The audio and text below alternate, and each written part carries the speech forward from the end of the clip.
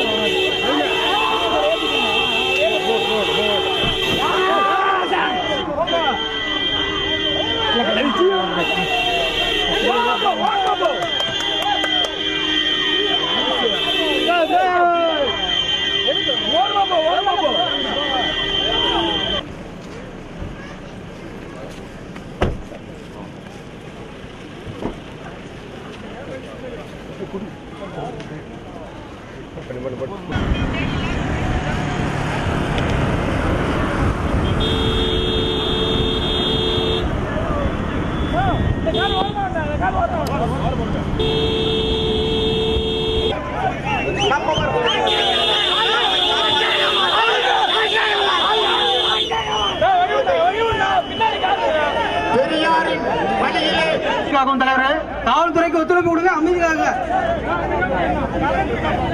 தலைவர் பேசுவாரு குடியுரிமையில் பேசுவாரு அமைதியா இருக்கும்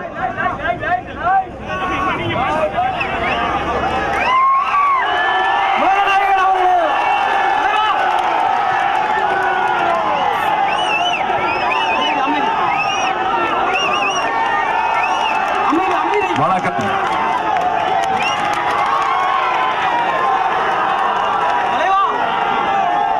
இன்று முழு தமிழ்நாடும் உற்று நோக்கிக் கொண்டிருக்கின்றது.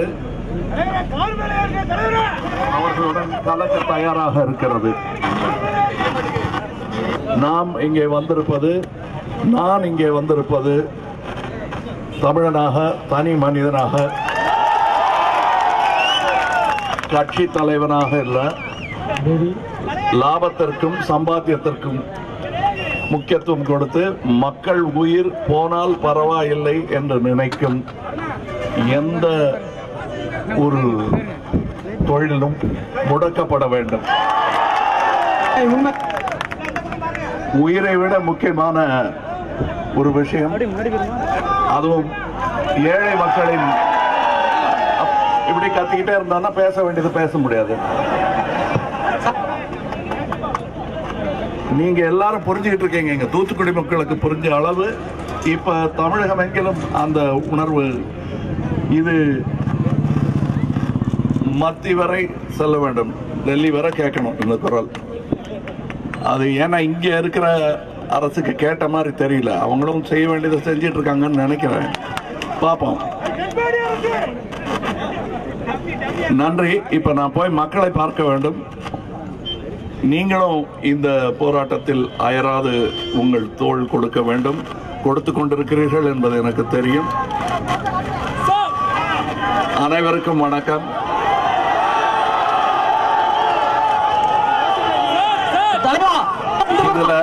இதுல எந்த விதமான மாசம் இல்ல. சுமாருங்க பேசிட்டு இருக்கான். நம்ம யாருக்கா பேசிட்டு இருக்கான்னு தெரியாம விளையாட்டு பண்ணிட்டு இருக்கீங்க. தேங்க்யூ. இது என் குடும்பம், நான் அப்படிதான் அதட்டுவேன்.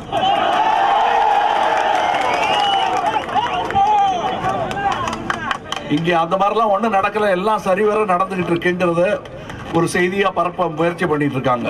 அது தவறு. குற்றம் நிகழ்ந்திருக்கிறது.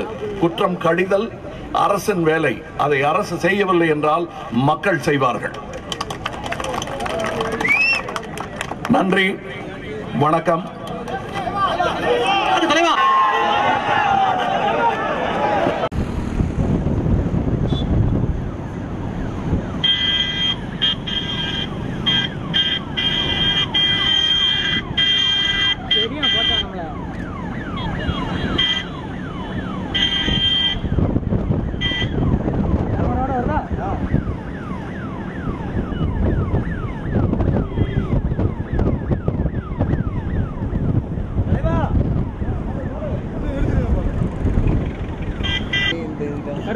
கருப்பு மட்டும் எடு, கருப்பு மட்டும் யாருக்கு வந்துருமோ அங்கே தான்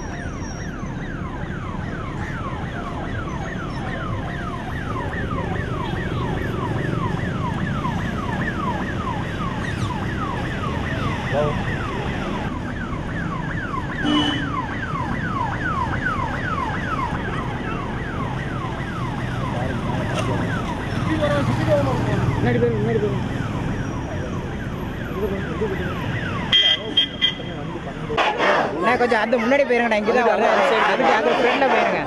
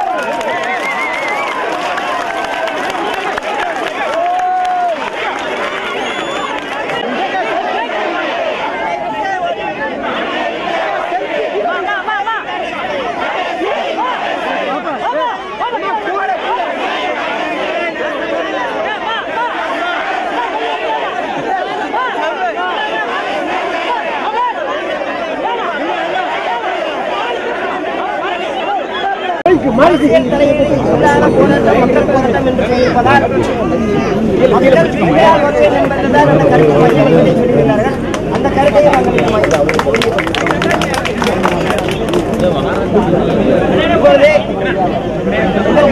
ஆதரவு தந்து வந்துள்ள ஐயா கமலஹாசன் அவர்கள் எங்கள் மக்களுக்கான பிரச்சனைகளுக்காகவும் தங்களது குரலை ஒலிக்குமாறும் நீங்கள் செல்லும் திசையிலும் எங்கள் மண்ணுக்கு எதிரான மக்களுக்கு எதிரான குரலை ஒலிக்குமாறும் கேட்டுக்கொண்டு ஐயாவை பேச அழைக்கிறோம். அமைதி காத்து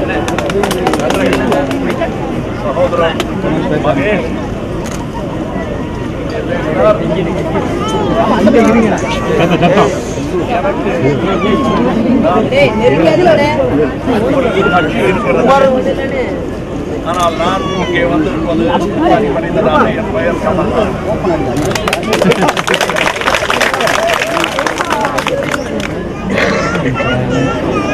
நடிகன் என்பதற்கு நான் தமிழ்.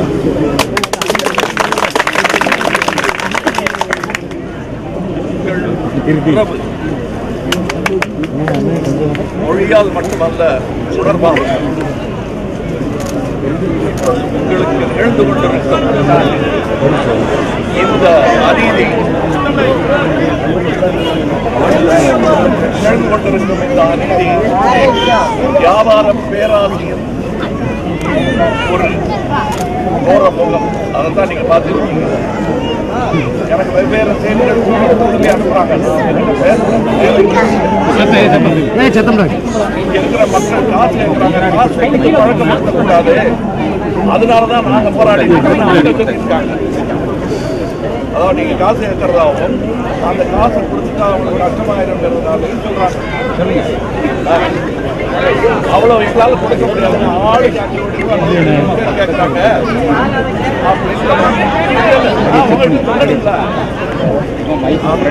கேட்கறாங்க. அது கணக்கு பார்த்தா கூட 600 கோடி வரும். ஆனா இவங்க அரசியல்வாதிகளுக்கு கையூட்டி கொடுப்பது 2000 கோடி கொடுக்க தயாரா இருக்காங்க. இது நான் கேள்விப்பட்டது, அதுவும் நான் கேள்விப்பட்டதுதான், இதுவும் நான் கேள்விப்பட்டதுதான். பணக்காரன் இருக்கிறவன் கையில 2000 கொடுத்தாலும் கொடுப்பேன், ஆனா பாதிக்கப்பட்டவர்களுக்கு 400 கொடுக்க மாட்டேங்கிறது தான் இவங்க வியாபாரம். இது செஞ்சுட்டாங்க. அந்த வாழ்க்கையெல்லாம் அழிச்சு செய்ய வேண்டிய ஒரு வியாபாரம் நடக்க வேண்டியது தான் என்னுடைய தாழ்மையான கருத்து. நானும் வியாபாரம் பண்றேன், எத்தனை 30 பேர் வியாபாரம் பண்ணுவாங்க. ஆனா அதுக்குன்னு ஒரு நியாயம் இருக்கு. பிள்ளைகளை கொண்டு பிள்ளைக்கறி சாப்பிட்டா தான் எனக்கு வியாபாரம் நடக்குன்னா அந்த வியாபாரம் நடக்கூடாது. அதை சொல்லத்தான் நான் இங்க வந்திருக்கேன். இது எனக்கு தெரிந்த பெரிய மனிதர்களிடம் எங்கெல்லாம் என் குரல் கேட்குமோ அதை நான் சொல்றேன். இந்த வேப்ப மரத்தடி காத்து எனக்கு புதிய உத்வேகத்தை கொடுத்திருக்கிறது. நீங்க அங்க வாசிக்கிற அந்த விஷக்காற்றை விட இங்கே உங்க மூச்சு பட்ட இந்த வேப்ப மரத்தடி காத்து எனக்கு புத்துணர்வு. இந்த புத்துணர்வோடு உங்கள் போராட்டத்தில் நானும் கலந்து கொண்டு அது இங்கே இருந்து செய்ய பிரயோஜனம் இல்லை. நீங்க சேர்ந்து செஞ்சிருக்க வணக்கம். என்ன மாதிரி வணக்கம்? தலை வணங்கி வணக்கம். இது ஜனநாயகத்தின் ஒரு குரல். நீங்க தளர விடக்கூடாது, நானும் தளர விடக்கூடாது. அதற்கு பலம் சேர்ப்பதற்கு தான் நான் இங்கே வந்தேன். என்னங்க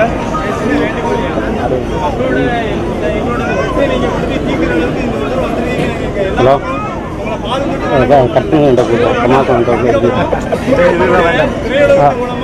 ஆமாம் செய்யலாம் செய்யலாம்.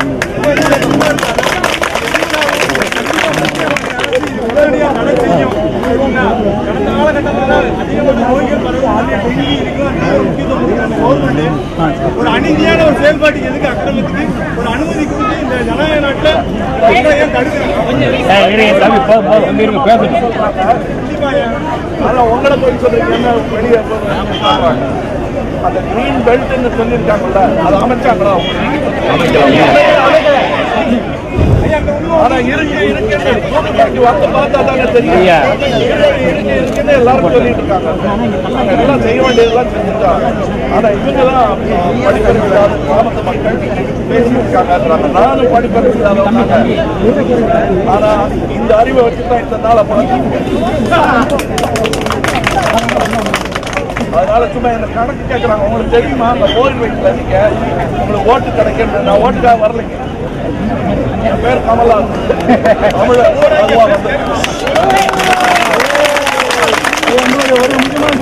என்ன நடக்குதுன்னு சொல்லிட்டாங்க. இதுதான் வாய்ப்பு, போட்டோ எடுக்கிறதுக்கு வாய்ப்பு நீங்க வந்திருக்கீங்க. யார் எப்படி வந்தாங்களோ எனக்கு தெரியாது. நிறைய போட்டோ எடுத்துட்டாங்க, நிறைய சினிமாவே எடுத்துட்டாங்க. இந்த ஆசையெல்லாம் எனக்கு சிக்க போச்சு.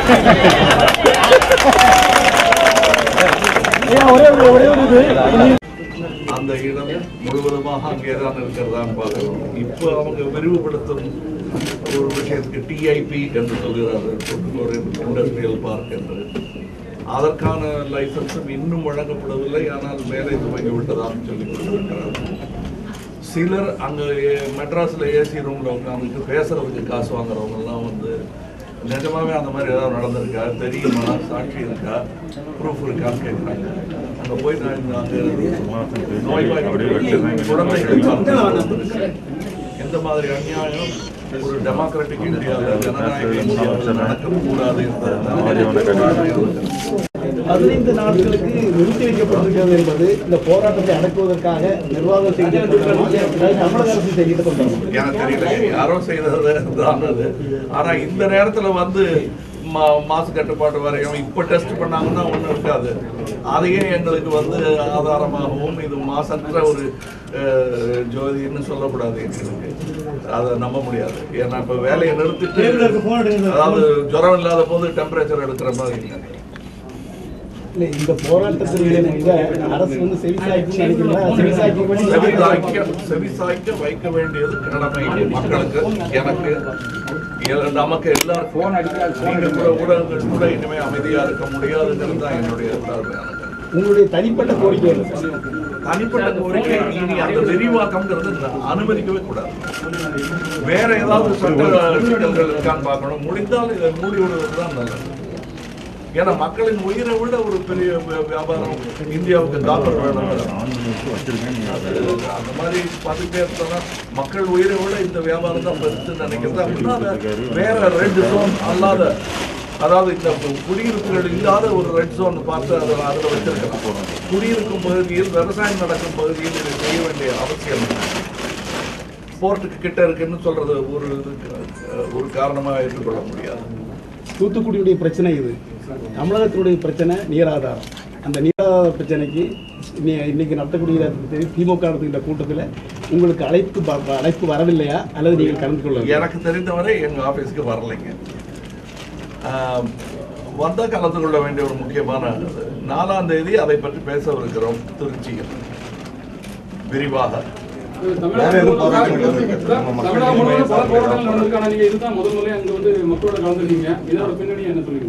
அது இப்போ நான் இப்போ செய்து கொண்டிருக்கும் வேலையும் நான் அதுக்கு முன்னாடி இருந்த நிலையும் இப்போ இருக்கிற நிலைமையும் வேறு.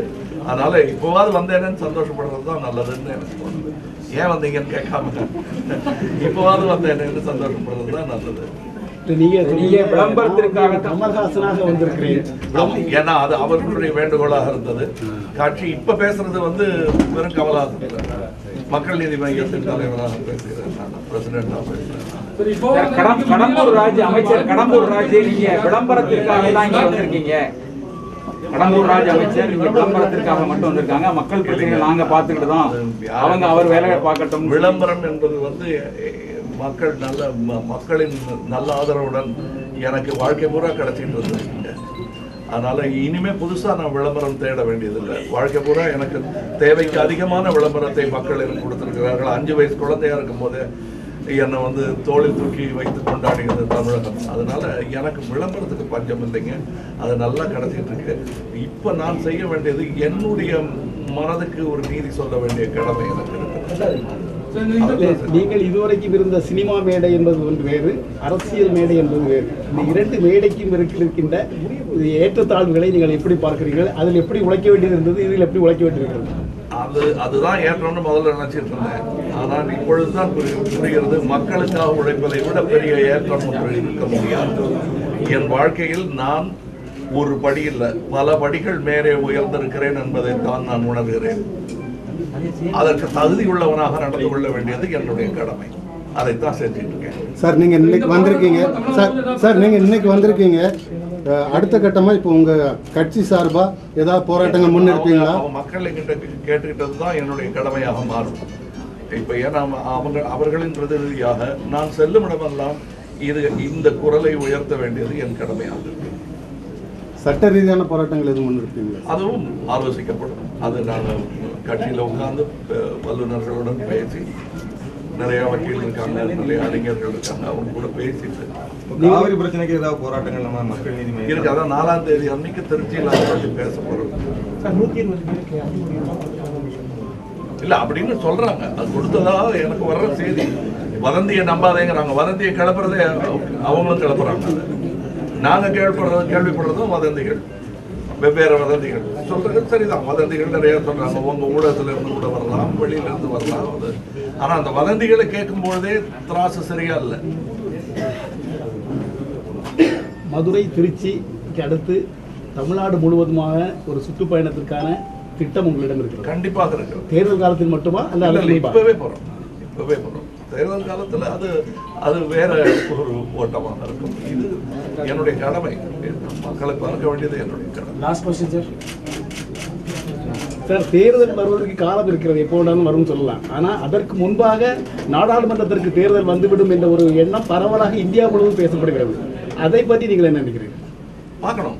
நம்ம சொல்லிட்டே இருக்காங்க எல்லாரும். ஆனால் எப்படி நடக்க போகுது, எது முன்னாடி வரும்னு சொல்ல தெரியாது யாரும்.